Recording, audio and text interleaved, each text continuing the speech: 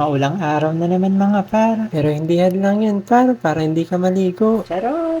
Pupunta nga tayo sa palengke mga par, kahit maulan. Mahaba na kasi yung buhok natin. Kailangan na natin magpagupit. Huwag nyo nga din pala akong hold upin mga par. Ganito kasi yung laman ng bag ko. Baka maihampas ko pa sa inyo. Charot! Pupunta na nga pala tayo sa palengke mga par. Bago pala tayo magpagupit mga par, dito muna ako sa wet market. Bibili na rin ako ng pwedeng ulamin ng pang ilang araw. Dahil nga maulan ngayon, ang hirap lumabas. May maliit nga din palang tindahan si mother ko. Kaya bumili din ako ng siopaw, pandagdag. At nagpabili din pala siya ng itlog. Hindi talaga siya papayag na walang pinapabili pag pupunta ako ng palengke. At ito na nga mga par, nandito na ako sa pagupitan. Sabi ko nga kay kuya, siya nang bahala sa buhok ko. Kahit anong gupit, basta wag kalbo. Hindi ko na nga pala nabidyoan mga par nung ginugupitan ako. Introvert din kasi ako. Nakauwi na nga din pala ako mga par.